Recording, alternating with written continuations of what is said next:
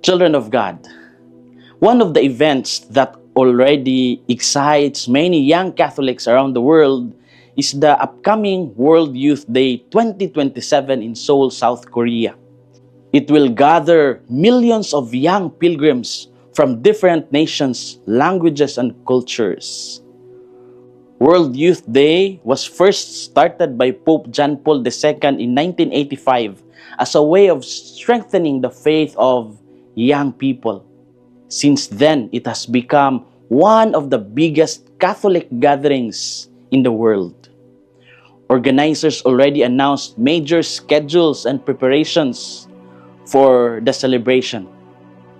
Many are already asking one exciting question: will the Pope come?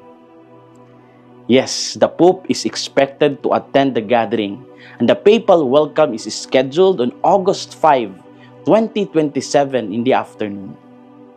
Since the Radio Veritas Asia delegation will also be there, just the thought of witnessing that moment sends some chills through me.